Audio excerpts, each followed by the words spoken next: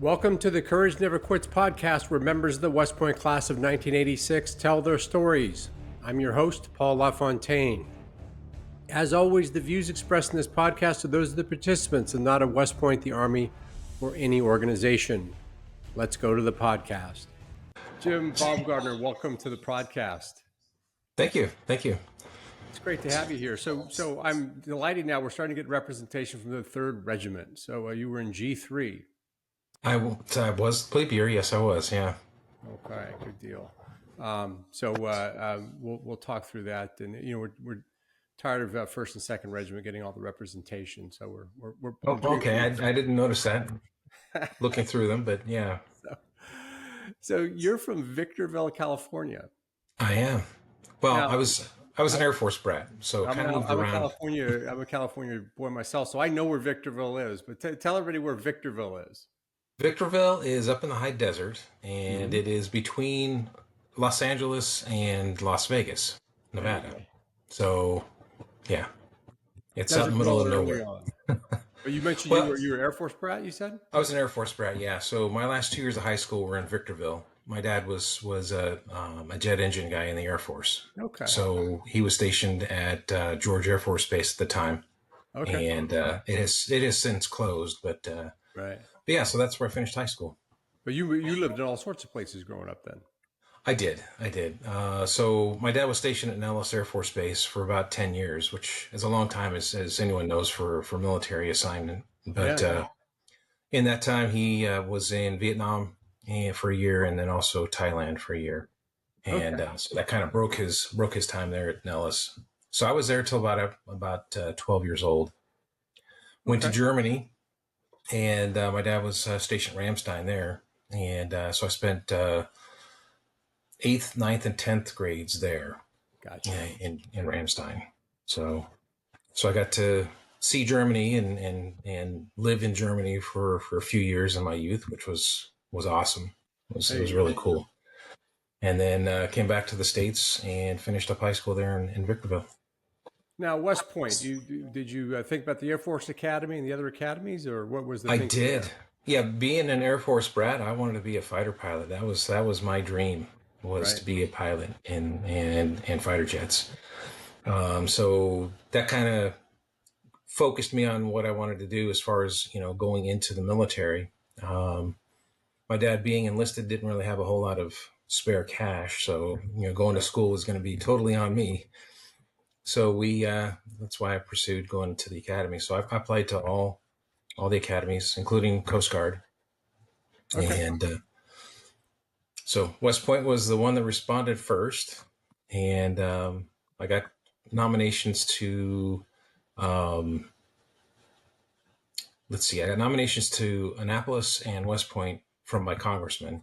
Okay. And then I was trying to get into the Air Force Academy on a vice presidential, I think it was, nomination through my father being in the Air Force. Okay. And then how'd you land on West Point at the end? Well, the deadline approached. It said you had to send in that postcard. This is days before the internet, right? So you had to send in that postcard, and I was like, all right, well, I hadn't heard from the others, so that meant I was still, in the running because I hadn't got a notice saying that, hey, we're going to close your file. And it wasn't a few days after I sent in the postcard, I got I got letters back from the other two saying, "Oh, we understand you've accepted your nomination to the your appointment to West Point, so we're going to close your file." Even though there was no high technology back then, they immediately sent the word. They certainly were coordinating. That's true. Yeah. The only example of joint coordination back in those days you ever found was they quickly circulated the files on who got in. Right. Yeah. That's funny. But it was, it ultimately was the right choice for me, and certainly, I won't say I necessarily enjoyed all of my time there, but there was some fun. Well, we in the class of '86 came out ahead on the deal, so we're happy. My buddy who's in the class '86 for the Naval Academy, he lost in the deal, so I feel vindicated. Oh yeah. Now, were you a big academics guy and a sports guy? What was the Um, background that you? Mostly academics. Yeah, Mhm. I was not recruited for any core squad sports. Obviously, I did play sports when I was in high school. I was a swimmer. I played football, wrestling. So had quite a few different activities Okay. there. Yeah. I'm an Eagle Scout too. Which Ah, is something that I certainly promoted with my sons. okay. Um, And but apparently, one of a key indicator for admission. So the academies like Eagle it Scouts. was certainly something they looked at. Yeah, Yeah, good for you. That's great. yeah. So, coming from your dad having been in the Air Force and you being an Air Force brat, how did that all hit you? Did it still hold that special surprise, or was it some of it was okay for you? You know, that's an interesting question. And something that I kind of reflected on when I was talking with my parents later. Mhm. Because we do that weekly phone call. Down on the Yeah, yeah. basement. On the phone, and I made the comment to my mom that it's not much different than living at home. I have to make my bed every morning. I have to go place. So my mom was a little offended by that, but certainly I didn't find it too different from living under my parents' roof. But Right. That's funny. yeah, I guess that was a compliment of sorts. yeah. Well, they prepared me well, put it that way. So yeah, Excellent. Okay. yeah. And were you up on the small things like shining shoes and those types of small disciplines that would help? No, I didn't have to do things like that at home. I mean, it Okay, so was that it was was all. mostly doing household chores. You had Yeah, yeah. responsibilities around the house, but no, not I had to learn all that stuff just like everyone else. Spit It's like shining our friends who shoes went to and the prep school. They kind of came in with some of those basics that got them ahead early right. on. It's okay, Yeah, gotcha. Cool. And then, so you were in H3 to start with. G3 to start. Yeah, G3, sorry, yeah, G3 to start with. Okay, yeah. gotcha. I had them switched in my head, thinking you were in G3 later on. Okay, then you went to H4 later, and we'll talk about that. So, Yes, leave year. What yeah. was it like in the land of the gopher? It was okay. Yeah, It was stressful, just like everyone else. I'm sure. sure. I didn't have those core squad athletics to kind of give me a diversion or something. Get out of the norm. But Right.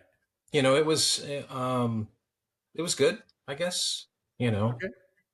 so I had a good roommate. Hugh Rhodes was my roommate actually the whole year, which was kind of odd. But Yeah, yeah. You hear some people did that. So yeah, we started off with three of us. So Will Strickling or Strickling, I think it was, and Hugh and I were roommates over in MacArthur Barracks, right. and we had a room that looked out over the plain, which was kind of cool.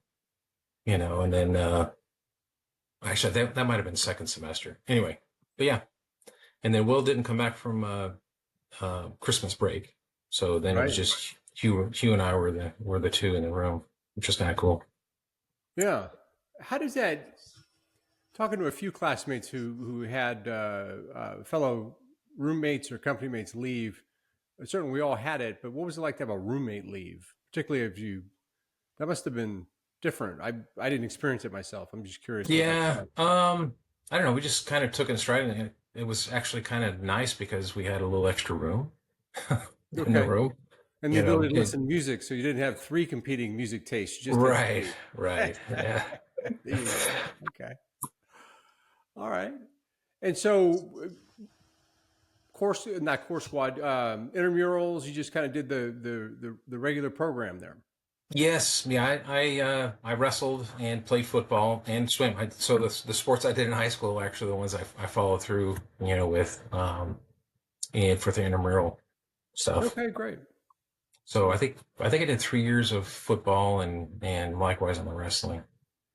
Got it. And Okay. so Now swapping H4 as a yearling, what was that like?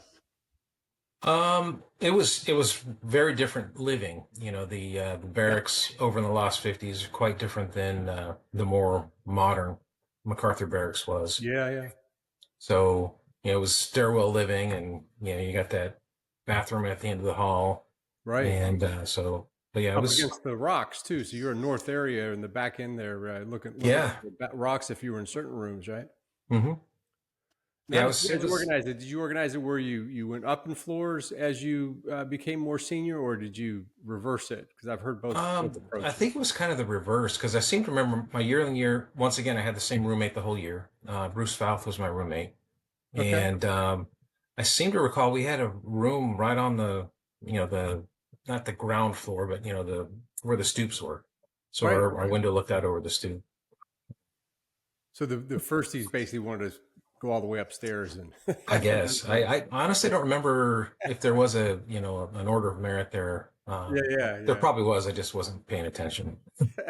And now, what clubs and things? What captured your attention as an upperclassman as we had a little more freedom? Well, I was here again. My interest in aviation stayed with me. So when I made the decision to go math science and engineering, I did decide to also take a major in mechanical engineering, and so Okay. that was kind of my focus. And of course, that meant a lot of extra courses that you didn't have to take if you didn't decide to get that accredited major. Right. And so that consumed a lot of my time, Because as you can imagine. you went for the accreditation. Yes, yeah. Got it.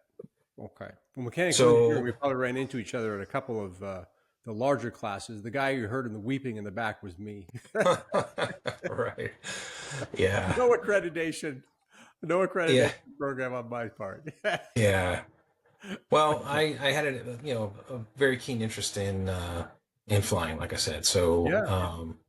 I was involved in the American Helicopter Society, AIAA, American Institute of Aeronautics and Astronautics, I think it Okay. was. You kept the interest alive. And now, did Yeah, you do for the summer program? Did you go down to Fort Rucker and do that? I did. You did. Yes. Yeah. I here again, I wanted to make sure that was the course for me. And, Lock that and, in. Yeah. yeah, that flight program certainly did lock it in for me. I was definitely That hooked. was it. Yeah. Now, did you solo during that one? I knew some did and some didn't. Yes. You did. Yeah. See, Hmm. there you go. Yeah. And I've heard the story that helped as a confidence booster if you're able to get it done there, because some folks didn't quite make it. Yes. And for some, they discovered that they didn't like flying at all. Yeah, So, we've had a couple you on know, the show here on the discussion here talk about that's where they determined they weren't going to go aviation. oh, really? Yeah, Okay. Well, so yeah, a valuable program in that respect because, they spend a yeah, lot of money to train you. If it's not something you're comfortable with, certainly better to find out before you select your branch than after you get down to flight school. Now, when did you declare the kind of advanced version of mechanical engineering? Was that earlier? Did you? What was the I year you think it said, was I'm after all in on this? I think it was after yearling year. So you Okay. select math, science, and engineering, and then I think at the end of that year we selected whether if you wanted to go for the major. Right, right. Okay. Yeah, yeah. And Best then as I can as recollect. we got into a little later in the upper class years, any additional hobbies come up, or did you stay focused? There wasn't a whole lot of extra time actually for Okay. me. There was a lot of studying. I think it's interesting whether you talk to someone who was in core squad or someone like yourself who was going for the accreditation. When you're on these intense paths, there just wasn't a lot of extra time. None of us really had any extra time, but if you really focused on something like you were doing, that locks you in pretty good. Cool. So you aviation, you knew it the whole time. Did you ever have any doubts about being at the academy or anything? Were you just once you were there, you were in? Uh, no, there were no doubts. For me, failure was certainly not an option. Yep. Yeah, I was going to see it through. Give it the best of my ability, and did well enough to get aviation branch. So I was pretty happy with Yeah. that. There you go. There was a point where I wasn't sure though. Which class So got you? it wasn't actually a class; it was physical. Oh, So go to engineer football game. And if you remember that, in okay. our junior year, I was playing on the engineer team and blew out my knee in that Oh, game, yeah. and was very concerned that perhaps I was going to risk my being able to go into flight training. Yeah. So thankfully, Keller Army Hospital was really good at doing knee surgeries. Put it back together. Now, did you need a Yeah, waiver for that, or it I was? did. Yes. In fact, when I went home senior year on Christmas break, I had received notification back that my physical had been denied. And so I called Colonel Ryan was my surgeon, and by the time we got back from Christmas break, my waiver was in my hand, which was Oh, good for you. phenomenal. Good for you. Yeah, That's great. yeah, And has that now that we're all gracefully aging, you ask these questions, has it held up over time, that knee? it has. Yeah, I Good. mean, I'm actually having more problems with my other knee than You're right. this. Colonel Ryan Yeah, yeah, did a yeah. nice So job. yeah, Congrats. running in boots, didn't help. Yeah. Awesome. Okay, so you went all the way through, and then graduation, aviation branch. Now I know that aviation, you don't choose your assignment before flight school, so you went to flight school, right? Yes. And Yeah. how did that go for you, and how did you end up slotting? Because I understand, I've learned more and more 40 years later than I knew at the time. But Right. what was it like at flight school? Flight school was I mean it was kind of similar to West Point as far as the studying aspect Sure. and wasn't nearly as grueling. It was nice having some personal time. When you were finished with your work for the day, you would go back to your apartment or your condo. Right. And I lived in the town of Enterprise, just outside of Fort Rucker, with Mike Barbie. He was my roommate Okay. for a while, and so yeah, went through flight training. I did pretty well. Graduated top of the Brown flight, so I was distinguished graduate for that. Really? And so I pretty much got my choice, Okay. which at the time I wanted to fly UH-60s. That was it was either UH-1s or UH-60s. Like, well, let's go for the more modern aircraft. Okay. And so they had a selection process where partway through flight training you had to select whether you wanted to go utility track or scout track. Right. And I chose to go utility, and so that kind of dictated where I went from there. Yeah. Yeah. Um, but yeah, did the Who was UH-60 with you? transition. Mike Barber, you live with? I know Reinbold and Iverson and lots of the folks were there. Darren Yeah. Moore was there. Who else was around with you that you got to know? Rob Douthit was there, Yeah. or RD. Yeah, he was there. Gosh, Freddie Manzo. Yeah. I don't know. I was looking through the yearbook, Right. just getting ready for the discussion today, and just was reminded of a bunch of different faces and names. It's like, oh my gosh, it's quite something, to think about it here, almost 40 years later. It's amazing, actually. I think we probably didn't clock that when we were in those OBC classes that it was unusual to have so many classmates still with us. Yeah, So yeah, then later on, we're like, oh, we actually had an extended period. I do that as well. You go through the howitzer and you see how you remember people who went to OBC with you. right, yeah. Did you live in the same apartment complex? Apparently, there was one where most of the folks. You know, They'd at least go together to have a beer there anyway. oh yeah, well we had plenty of folks around us. I don't remember. Rafi Moranian, I think, was Yeah, in yeah. our area as well. Um, but it wasn't a huge apartment complex. It was, Right, I right. think there was only like maybe 8 units in the building that we were in. Okay. But everything was pretty close around there. So the utility track or the scout track, Hmm. how did it transpire? Those were in Apache. Was that later when you all got your units, or? Yeah, yeah. So if you went scout track, you go through with the you'd start off with TH-55 is what we all started off in, Yeah. which is the same thing we soloed in the cadet flight training. And then you go into the UH-1 where you do basic contact, and Hmm. you learn a lot of basic helicopter skills. And I Right. think it was after that you selected whether you wanted to go scout or utility. I can't remember exactly. And if you went scout, you transitioned to the UH-58, and you got to fly the Bell Jet Ranger. Yep. Whereas those who stayed utility would continue in the UH-1. Yeah. Yeah. And then we had instrument flight training where you learn how to fly just on instruments, night vision training, and where you get to learn how to use the night vision goggles and get proficient there.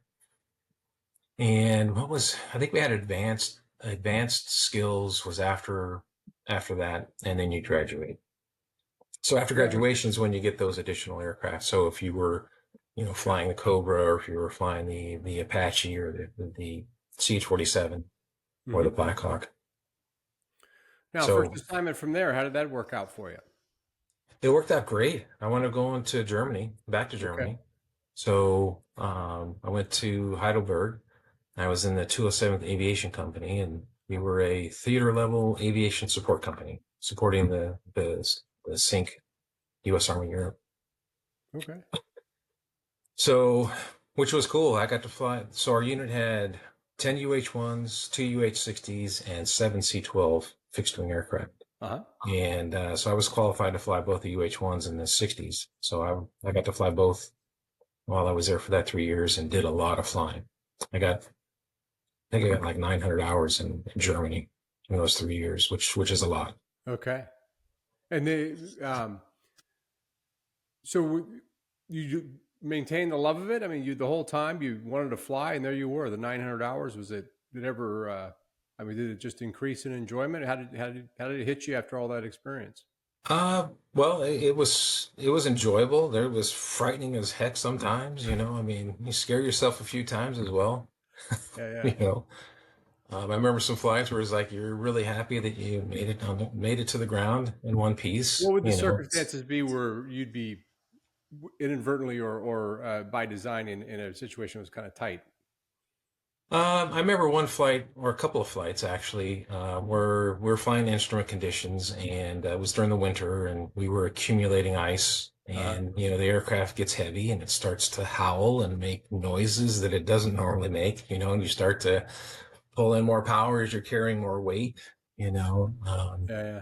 So there are limits to how much ice you can accumulate, obviously. So, but yeah, Yeah. to the point where What you can't environmental maintain conditions altitude, would be you're like, all right, it's time to land. Hopefully you make it to your destination. we could hope, yeah. Cool. And then how many years were you over there doing that? I was in Germany for 3 years. 3 years. Yeah. And did you live off in the economy, or how did that work out for the aviators? Yeah, we lived, my wife and I lived off post. So Okay. we lived in a small town just south of Heidelberg, Okay. and we're the only American family in the town. But beautiful place. It was, a townhouse with basement level, living room level, bedrooms, and then an attic space. So it was pretty nice. So your lovely wife was at when did you meet her? How did that all come together? I was actually my roommate actually introduced us. Oh, really? Yeah, this is while we were still at West Point. Yeah, Okay. and he took me to a dance down at the was it Marymount College in Really? Tarrytown, Okay. I and never made it over to Marymount. I don't know why. that was the only time I made it over there. Well, You the think first a time I made chatty it guy over like there. me would ended up over there somehow, but I never made it. I didn't have a good roommate like Right. you. I'm pointing Yeah. the finger at all my roommates now who never got me over to Marymount. So you went over there to a dance, and what year was Yeah. that? That was our senior year. It was just a couple months Senior before year. graduation. Yeah. Ah, good for you. So yeah, really, really hit it off, and we're still together. Did she did she know what she was getting into with the military, the whole I don't military life know. thing? I'm not sure. I'm not sure if she did. Because we got married, and a couple months later we were in Germany. Okay, So yeah. because sometimes the spouses they were also military brats. They kind of knew the. Yeah, no, she was not. Her family's from Levittown, New York, Okay, and so it was her all dad was in the army. He was an enlisted man during the Korean War. right, Yeah, so but he was in briefly, not all that long, right. and well before she was born. What an adventure! So, however, and as an aviator, you how did field time work for someone who was at theater level support like yourself? Did you have field We time, or were you didn't mostly at home? we didn't do a whole lot of time out in the field. We would go out to field sites because Right. we were basically supporting the commander and his staff. So um, we did a lot of flying out to Grafenwehr. We carried a lot of dignitaries around, so senators, congressmen, Secretary of the Army. So when folks would come in, typically we would go up, we could fly up to like Rhein-Main or Wiesbaden and pick them up, bring them down to Heidelberg, and, take them to whatever points they wanted to go to. Right. Well, it's never easy being an Army spouse, but that took a little of the sting out of it. Some of these spouses, ended up married an infantryman, and he was Right. Yeah. deployed for. I definitely consider myself fortunate. Yeah. Were you able to enjoy Germany, the two of you? Get out and see a little bit of it, or were you busy? A little bit, not much. Being a second lieutenant and first lieutenant, didn't have a whole lot of spare cash. But we did get out and get to see some things. I got to see a whole lot more of it, obviously. Flying all over the place. Sure. But we did get down to Garmisch and see the Alps and stuff. Yeah. So good. And then, so 3 years in, what was the rotation back? So rotation back was actually during Desert Shield. I got rotated back for the aviation officers advanced course. They weren't curtailing anybody from coming back for their training. So we came back, my wife and my two kids at that point. So I had my first two children while we were over there. Really? Yeah. Good for you. Well, we didn't have a whole lot of money to do other things. Yeah. So yeah. So you were there for 3 years. You had two coming back. So two young ones. Okay. Exciting. So back to Fort Rucker, and then, went through the advanced course. And as that was wrapping up, the other storm finished while we were there. So I missed the whole thing. I missed the whole show. Yeah. So all the units coming back were plussed up, like 120%. So they had nowhere to send most of us. So I wound up getting a follow-on assignment there at Fort Rucker. Okay. So I was there for another 4 years after graduation. Oh, really? Okay. Mm-hmm. And what did you and your family at this point make of Fort Rucker, Alabama, back in the days? I liked it. I mean, here again, it was it was a family life at its best, I guess. We had our third child there as well. Okay. So kept adding to the team, and we bought a house there. Okay. An Enterprise. Let's talk through the kids, because I always want to make sure we cover that, because the only time we got in trouble on this show is when we forgot one of the kids, and boy, did I catch an earful. So let's go ahead. So is 3 the total number now? No, we had 4 altogether. 4 altogether. Yeah. Okay. Yeah. Talk. It's while protecting their dignity and their security. Talk a little bit through what ages are they now, and just a little bit about them. Okay. That you're comfortable talking about. Well, my oldest, she is 36, okay. And she was born there in Heidelberg, and she went through school here in California. So she went to UCSD and got her bachelor's in biology, and followed on with a master's, and went to dental school, paid for by the Army. So she went into the Army and was in the Army for 5 years as an Army dentist. And she got out just last August, and has settled in South Florida with her fiance. Great. Then I have a son who was also born there in Germany, and he went to UC Riverside and got a mechanical engineering degree, similar to his dad. Yeah.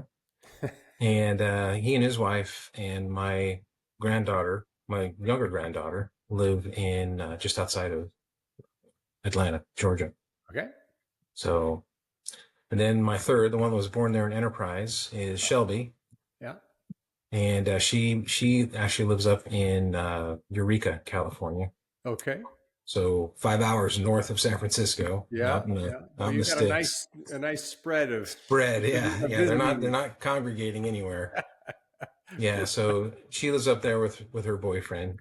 She went to school up there as well, to Humboldt State.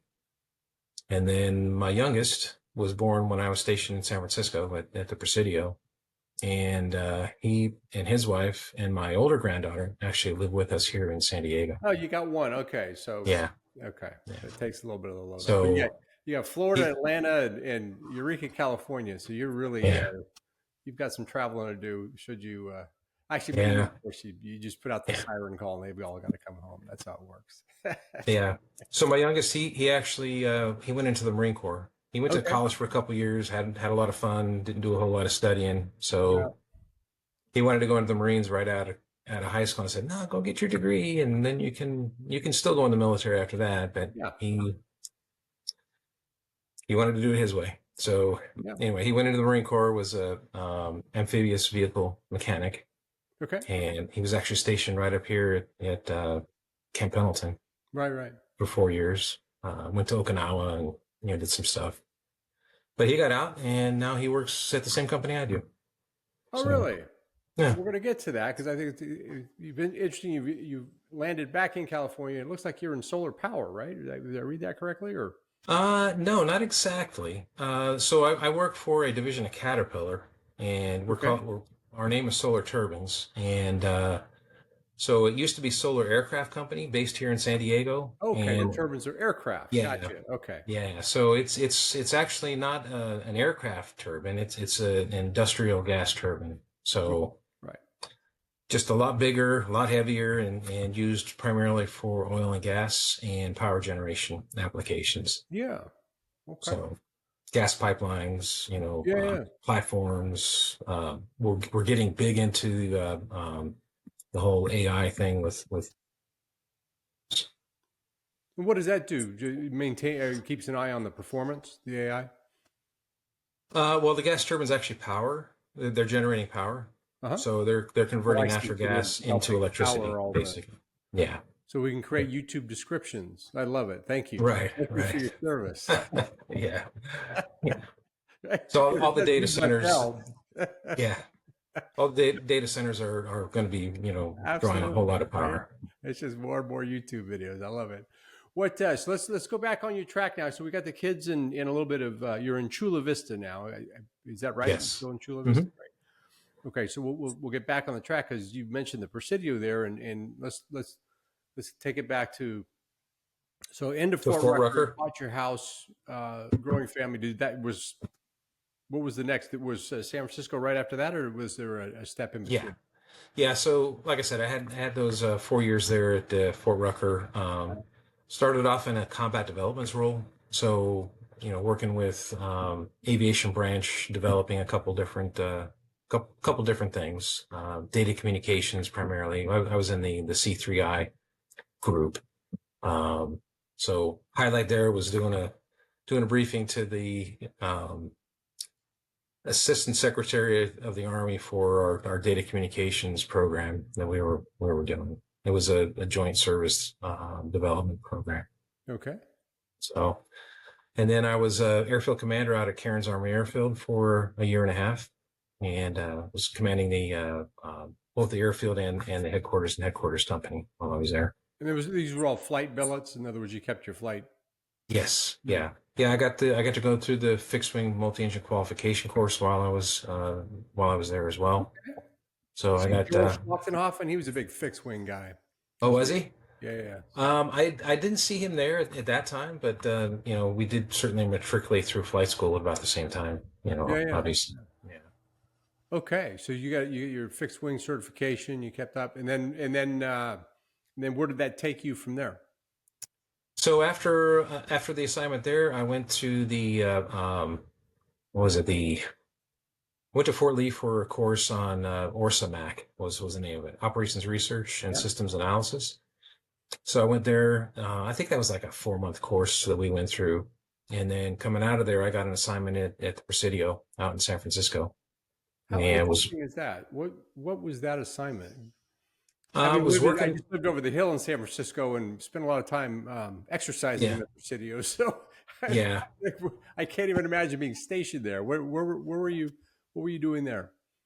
I was so at that point, most of the Presidio had closed down. I think the Yeah. commissary and the PX were still open, but most of the active units had already left. And I was actually with the 6th Recruiting Brigade, Okay. and so I was working in the market analysis team there. Huh. So That's wasn't a what Orsa flying will job. get you. Pardon?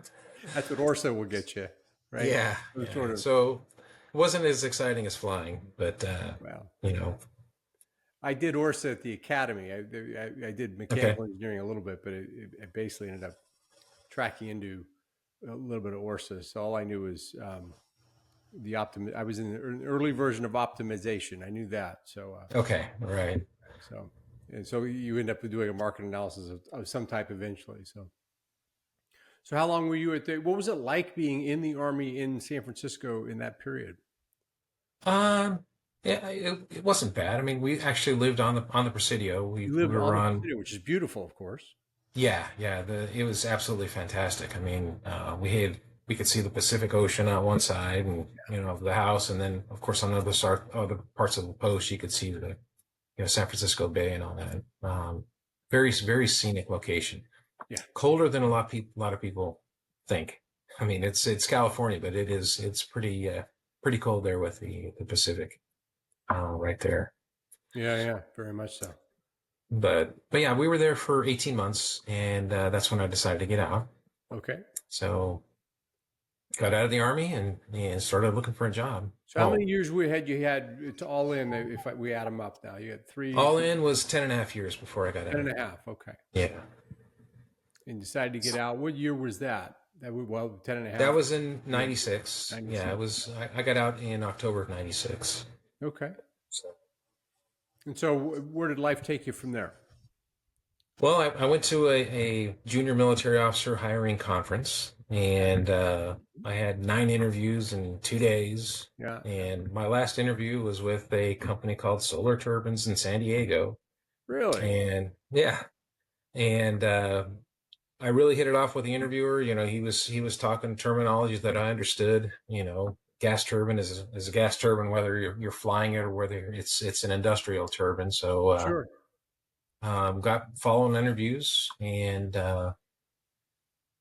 had to accelerate my paperwork to get out because they needed me right away. And I've been with them ever since. So closing on 29 years. Amazing. Yeah. And then what was your first job there? And just talk a little bit through the progression of 29 years at the company. What did you start out as? So I started off as a controls design engineer and designing the control systems for our gas turbines. And it's kind of clean sheet, as far as each package that we're manufacturing is new. Yeah. But it's an established design that we put together, and so that the control system can be manufactured there. So anyway, started off in controls, and within 6 months moved into a development role. Systems development role. And I was working on implementing a new fire system for our gas turbine packages, and stayed in development for a number of years, and just working on sensors and vibration systems. We have a lot of systems to monitor the health of the gas turbine and make sure it's operating at peak efficiency. So. In the class of '86 bingo card of interesting first jobs, you just ticked one, because I think this is one of the more interesting roles of the group of us that we've all had a chance to see. John Strickler ended up as a programmer, which was one of the original bingo punches. But that's super interesting. At 10 years of the Army, you got that role. That's unusual, and a credit to your memory on turbine technology. Right. Yeah. That's great. So you took to it, obviously, and enjoyed it. Did it turn into kind of the same lane in managerial roles, or did you explore other parts of the company?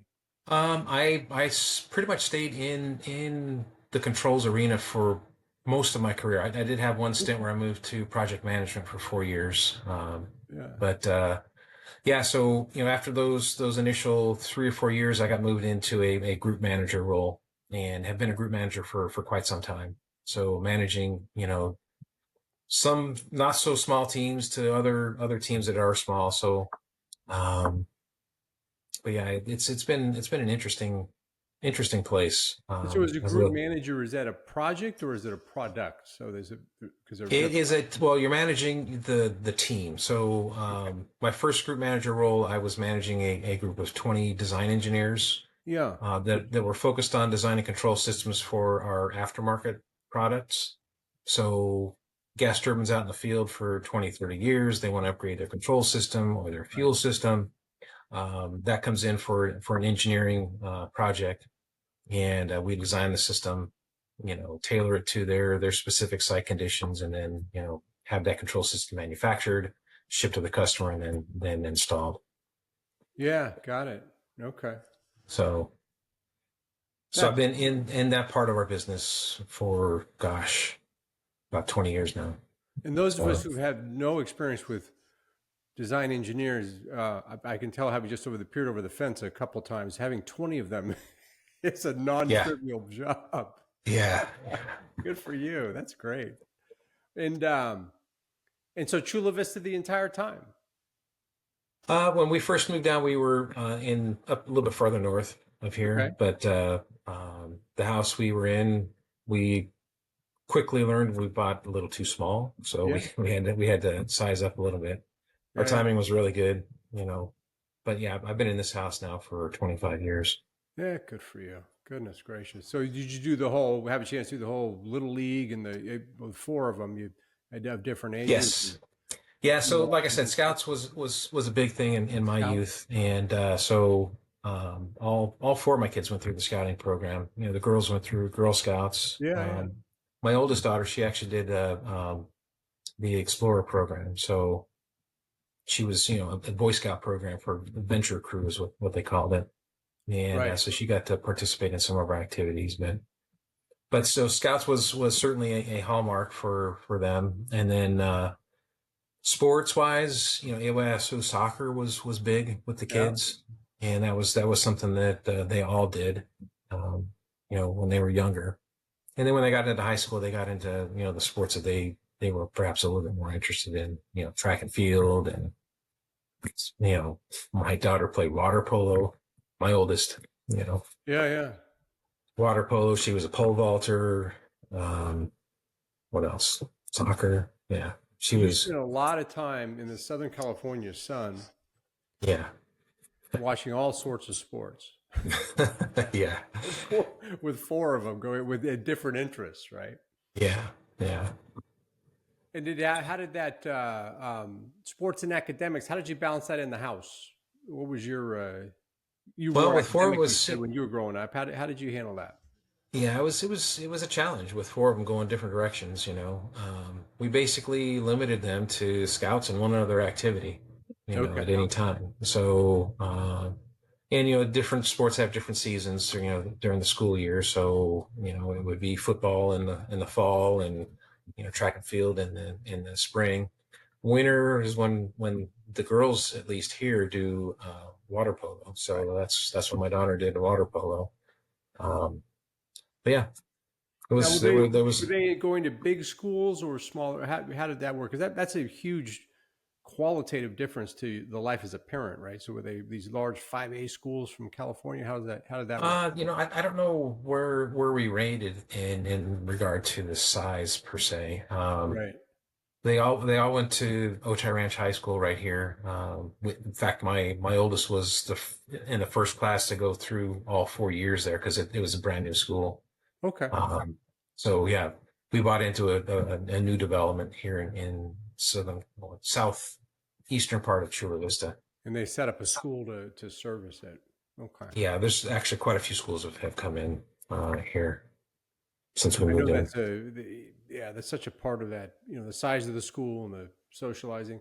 What an interesting time, from 36 all the way down, the internet just kicking off, online gaming, all that kind of stuff, right? You were right in the middle of all that shift. Yeah. Mm-hmm. Okay. Cool. How about hobbies? What do you get out on the golf course? What do you do for you? Well, yeah, I'm somewhat of a hobbyist with respect to building scale aircraft, scale models, maintaining the interest. Yeah, I do some Lego kits. The adult Lego kits are fun as well. Kind of keeping a little bit of that childhood alive. Yeah. Then of course with the grandchildren, it's been kind of fun. Especially my granddaughter lives here, and I get to see her every day.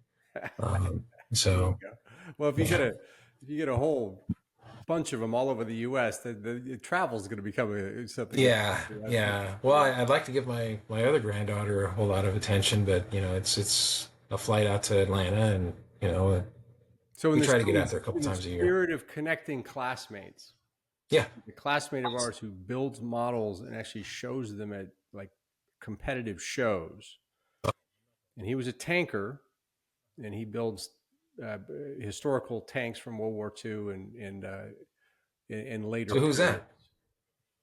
So I don't know if I out him here on the show, he might be upset with me, but it's Rock Marcone.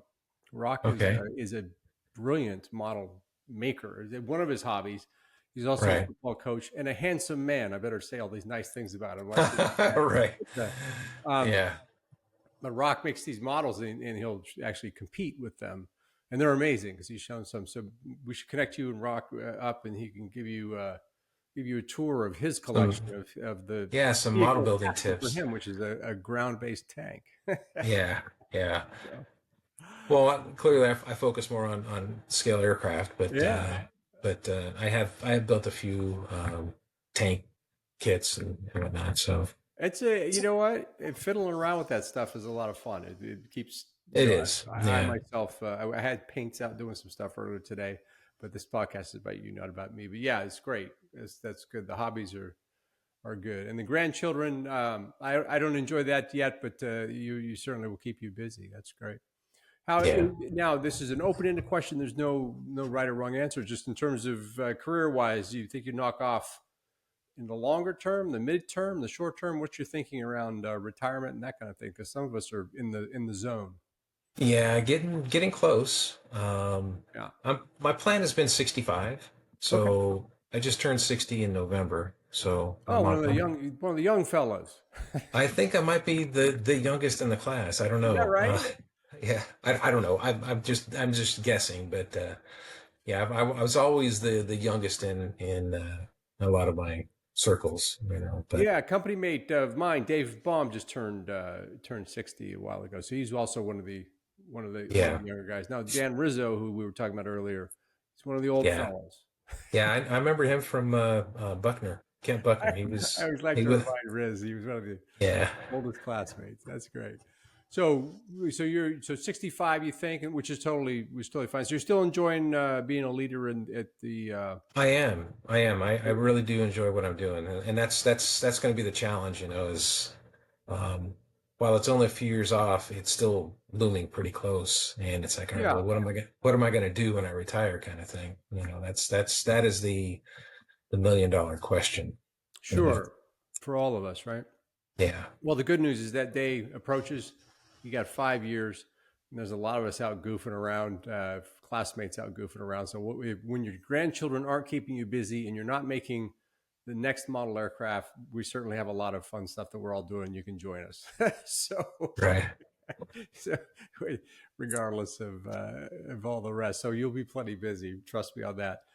As long as you want to go and get involved in some of the hijinks of what 65-year-olds can do. So right. Trust me, it involves everyone being in bed by 8:00. Well, yeah. Oh, that's great. What if you were to go back in your career? It sounds like you had a great run. If you were to go back in your career, even all the way back to cadet days, and give yourself a bit of advice, what advice would you give yourself looking back at a successful? That's an interesting question. I don't know. Don't sweat the small stuff is one thing that kind of sticks with me. That was actually some advice that I got as a plebe from one of the yearlings in my squad. And that certainly is something that stuck with me, and I've kept that. Tried to keep that in mind, not to get too wrapped around the axle about things. Sure. As the yearling handed you a 4C for a dirty belt buckle, he said, "Don't sweat." Oh, right. Yeah. Yeah, I was pretty clean while I was there. Clean. You didn't get in trouble at all? Not much. No. No area tours. What was no area tours? You're part of that club. Good for you. What was your secret? Did you just Just keep your nose clean, or did you? Yeah, I guess. I mean, did what I was supposed to do. I don't know. Okay. No jumping over the wall with Howie Curtis or any of that kind of stuff. No, I mean, we had some late night missions, doing because Right. H4 we had all the the Go Hogs banners that Jim Yentz in my company was pretty renowned for doing. Ranger Jim, And yeah. yeah, so helped color a few of those up and hang those up over the years. I think But the general rule was if you didn't leave post, you didn't get in too yeah. much trouble. It was only the people that found themselves out in Newburgh when they weren't supposed to be out there, Oh, at some okay. bar. That was Yeah, generally where you really started racking up the hours. yeah. That could certainly I mean, you get an certainly get you. H4 here and there for infractions, but it's when you jump that wall that generally got in trouble. So I was like you. I really never was off limits when it came to that stuff. Yeah, yeah. So I didn't rack up a lot of hours, but I probably did a lot of the small things wrong. I didn't sweat the small stuff. Let's put it that way. Right, yeah. Yeah. 40th reunion coming up. You going to be there? I am certainly going to try. Need to see you there. That'd be great. Yeah. Yeah. It's a big one. It's a big one. How about mini reunions? Do you see anybody? Who do you keep in touch with? The Hogs, the H4 Hogs. Yeah, I've been to, I don't know. I haven't been to all of them. I've been to probably 4 or so of the reunions over the years. Good. Okay. Yeah. And there are a couple of classmates that seem to be a fixture. Hope Donnelly has been at most of them. In fact, she's the one that reached out to me and asked me if I'd be interested in the podcast. Yeah, so I was like, well, sure, why not? Some of us are starting to drop, and it'd be nice to at least have some kind of record, that I existed, so to speak. But Yeah. Right. but Well, also, it's this podcast, Jim, is about it's that preamble when you see someone at a reunion and say, "What have you been up to?" This podcast is designed to fill that space. So now and then people walk up and say, "I saw your podcast. I'm caught up. Now we can right. talk about Okay. All right. Gotcha. we know where you're at, what you're working at, how many kids you got, everyone, when you're going to retire. We know all that stuff now. So Okay. All right. There you go. Talk about the fun stuff. That's great. Yeah.